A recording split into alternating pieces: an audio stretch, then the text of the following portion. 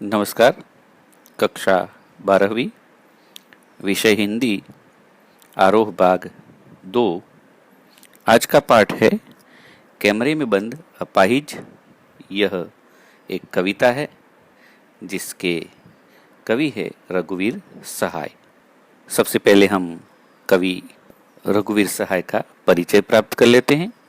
दोस्तों, रघुवीर सहाय का जन्म 9 दिसंबर 1929 लखनऊ, उत्तर प्रदेश में हुआ था। 1955 में विमलेश्वरी सहाय से उनका विवाह हुआ। रघुवीर सहाय जी ने अंग्रेजी साहित्य में एमए किया था।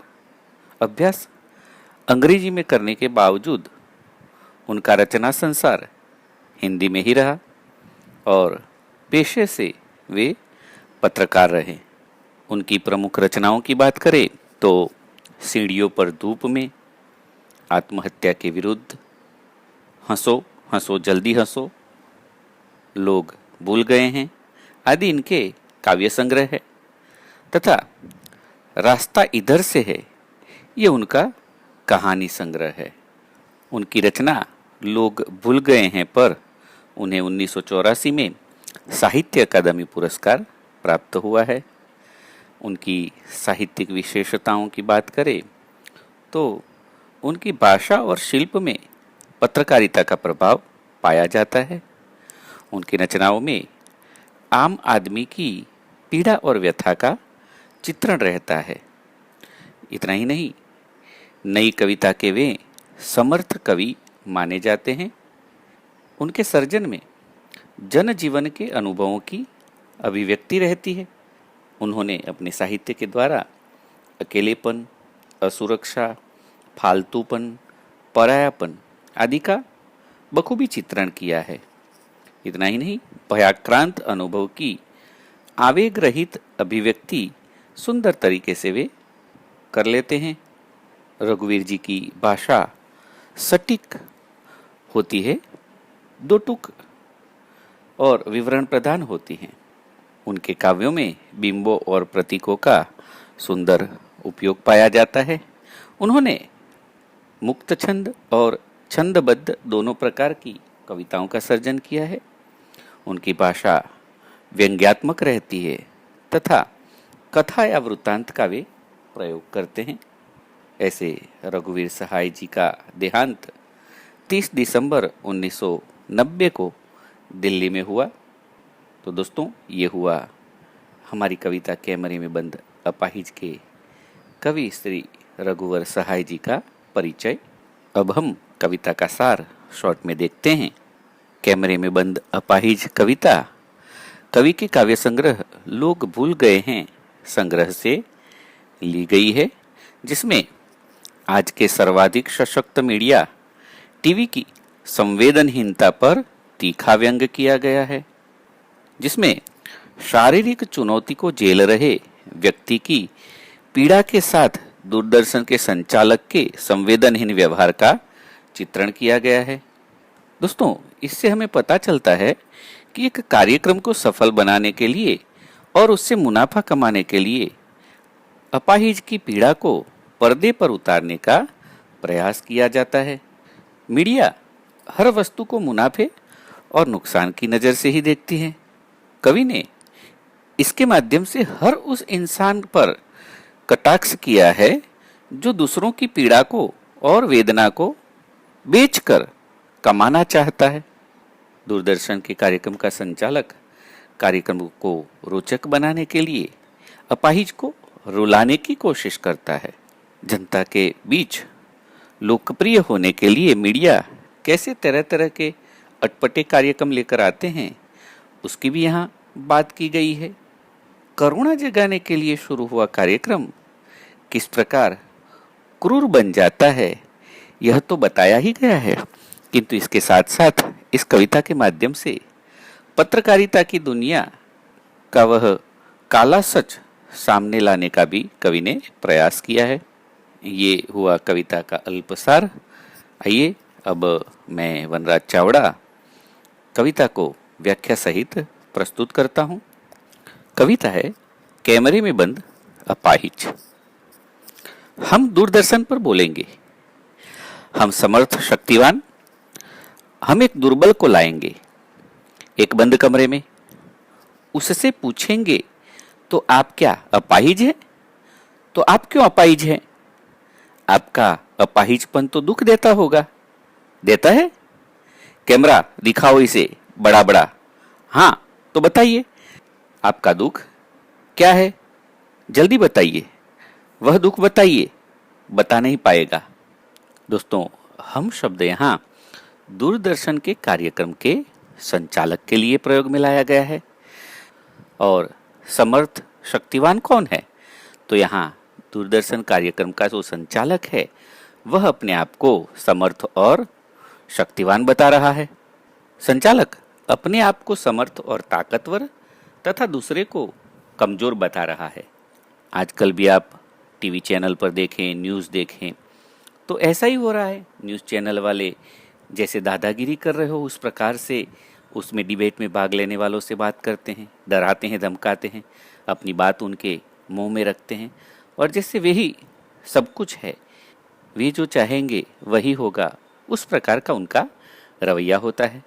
तो कार्यक्रम के संचालक अपने आप को समर्थ और शक्तिवान बताते हैं और इसीलिए कहा हम एक दुर्बल को लाएंगे एक बंद कमरे में, क्योंकि यह जो पूरा शूटिंग हो रहा है वो एक कमरे में हो रहा है।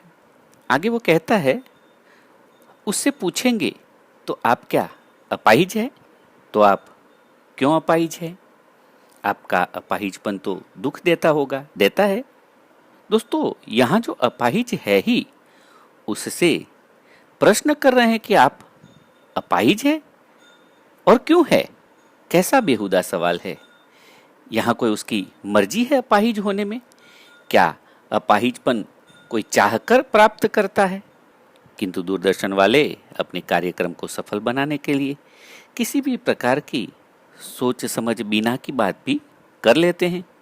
और वो पूछता है कि क्या ये अपंगता आपको दुख देती है? अरे देती ही है भाई, अपंगता थोड़ी ही सुख देती है। किंतु सामने बैठा अपाहिज उसके किसी भी प्रश्न का उत्तर नहीं दे पाता, वह चुप हो जाता है, क्योंकि वो तो वैसे ही दुखी है और दूरदर्शन संचालक के ऐसे सवालों से वो और भी दुखी हो जाता है। उसके मन की पीड़ा उसके चेहरे पर, उसकी आंखों में झलकने लगती है और कार्यक्रम संचालक उसका भी मानो लाभ लेना हो उस प्रकार कैमरामैन से कहता है कि कैमरा दिखाओ उसे बड़ा बड़ा, यानी कि उसके चेहरे पर फोकस करो और उसके चेहरे पर जो पीड़ा, जो दर्द छलक रहा है उसे दर्शकों को बताओ। उस अपाहिज की शब्दहीन पीड़ा को, उनके भावों को लोगों को दिखाने के लिए कैमरामैन से कहता है दूरदर्शन का संचालक, ताकि उनका कार्यक्रम सफल हो और उनकी टीआरपी बढ़े। और इसीलिए कहता है कि इसके हाव भाव को दिखाओ, जल्दी बताओ आपका दुख क्या है। अब अपाहिज की पीड़ा और उसका दर्द दिखाई दे रहा है, फिर भी ये कार्यक्रम संचालक का जो उतावलापन है वह यहाँ दिखाई दे रहा है, क्योंकि उनको ये सारे अपने कार्यक्रम एक सीमित समय मर्यादा में पूर्ण करने होते हैं और इसीलिए वो अपने आप को रोक नहीं पाता और व्यंग से कहता है कि नहीं बता पाएगा। तो इस काव्यांश में संचालक की जो संवेदनहीनता है और लोगों की करुणा पाने की जो उसकी चाह है और अपने कार्यक्रम को सफल और लोकप्रिय बनाने की उसकी इच्छा दिखाई गई है। आइए आगे के काव्यांश को समझते हैं। सोचिए, बताइए आपको अपाहिज होकर कैसा लगता है? कैसा यानी कैसा लगता है? हम खुद इशारे से बताएंगे कि क्या ऐसा। ये बात कोष्टक में कही गई है। तो कार्यक्रम संचालक द्वारा बार बार आपको अपाहिज होकर कैसा लगता है ऐसा प्रश्न पूछना उसके उस घृणित कृत्य को उजागर करता है। कोई दुखी है, लाचार, शारीरिक रूप से अक्षम है, उससे ऐसा पूछना कि दुख कैसा लग रहा है, यह तो अमानवीय कृत्य है। दुखी व्यक्ति को आप और दुखी कैसे कर सकते हैं? और इसीलिए तो वह अपाहिज चुप हो जाता है, कुछ भी नहीं बोल पाता। इतना ही नहीं, कार्यक्रम संचालक जो यहाँ कोष्टक में लिखकर हमको बताया गया है, कार्यक्रम संचालक इशारे से उस अपाहिज को बताता है कि ऐसा बताओ, तुम ऐसा बताओ। तो अपने कार्यक्रम की सफलता के लिए एक अपाहिज के अपाहिज पने की आप नुमाइश कर रहे हैं। ये कैसा कार्यक्रम है?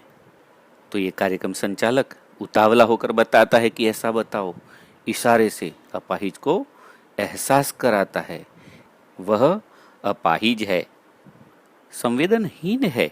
पीड़ा की अभिव्यक्ति के लिए कोशिश करने को कहना, बोलने रोने के लिए मजबूर करना। इतना ही नहीं, आगे वह कहता है, सोचिए, बताइए, थोड़ी कोशिश करिए, यह अवसर खो देंगे। आप जानते हैं कि कार्यक्रम रोचक बनाने के वास्ते हम पूछ पूछ कर उसको रुला देंगे। इंतजार करते हैं, आप भी उसके रो पड़ने का करते हैं। यह प्रश्न पूछा नहीं जाएगा। आगे भी कार्यक्रम संचालक उस अपाहिज को सोच सोच के बताने के लिए मजबूर करता है और कहता है कि क्या अपनी अपंगता और अपनी पीड़ा को बताने का यह अवसर आप खो देंगे?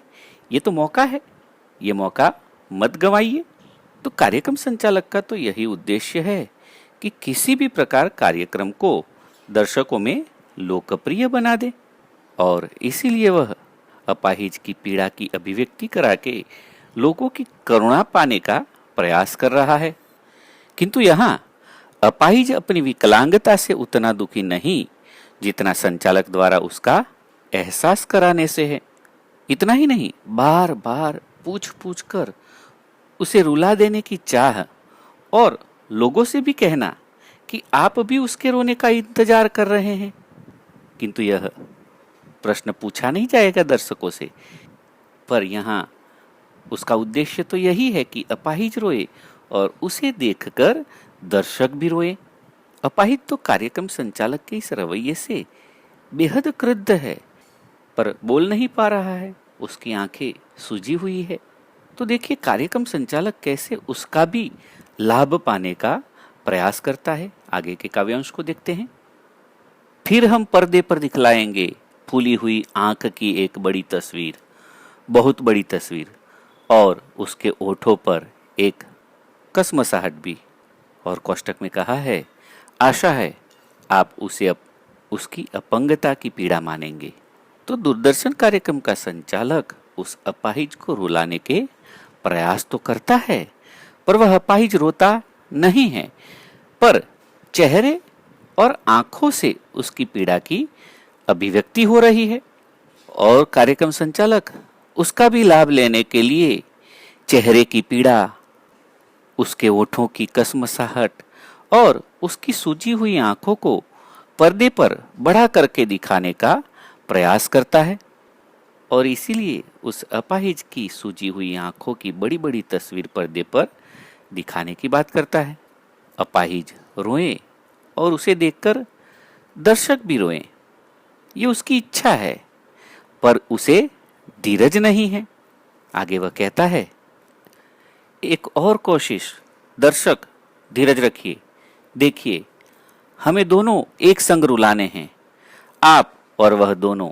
कैमरा बस करो, नहीं हुआ, रहने दो, पर्दे पर वक्त की कीमत है, अब मुस्कुराएंगे हम। आप देख रहे थे सामाजिक उद्देश्य से युक्त कार्यक्रम, बस थोड़ी ही कसर रह गई, धन्यवाद। तो उसकी यहाँ दोनों को एक साथ रुलाने की चाह है, इसीलिए वह दर्शकों को धीरज रखने के लिए भी कहता है। किंतु उसके बार बार उकसाने पर भी जब अपाहिज नहीं रो पाता, तो वह कैमरामैन से कैमरा बंद करने के लिए कह देता है कि बस करो, रहने दो यह कैमरा, क्योंकि कार्यक्रम का समय कीमती है। यानी कि टीवी पर दिखाए जाने वाले कार्यक्रमों में सब सुनिश्चित होता है, मानो पीड़ा की अभिव्यक्ति भी निश्चित समय के अंदर कर देनी चाहिए, जो अपाहिज ने नहीं की। यह कैसे संभव है कि पीड़ा की अभिव्यक्ति भी उनकी चाह के अनुसार उनके निश्चित समय के अंतर्गत अभिव्यक्त कर दी जाए। यहाँ उनकी संवेदनहीनता और अपने कार्यक्रम को सफल बनाने के लिए कुछ भी करने की जो चाह है वह दिखाई देती है। इतना ही नहीं, अंत में वह कहता है कि आप देख रहे थे सामाजिक उद्देश्य से युक्त कार्यक्रम, बस थोड़ी सी कसर रह गई, यानी कि अपाहिज को रुलाना था, उसकी पीड़ा को आपकी आंखों के सामने लाना था और आपको भी रुलाना था, तो हमारा कार्यक्रम सफल होता, तो हमारी टीआरपी बढ़ती, किंतु उसमें थोड़ी सी कसर रह गई। तो यहाँ कवि ने टेलीविजन पर दिखाए जाने वाले कार्यक्रमों की विश्वसनीयता पर प्रश्न चिन्ह लगाया है और साथ ही अपने कार्यक्रम को सफल बनाने के लिए वो जिस प्रकार का कृत्य करते हैं उस पर व्यंग्य किया गया है। कविता यहाँ समाप्त होती है। नमस्कार, सबका मंगल हो।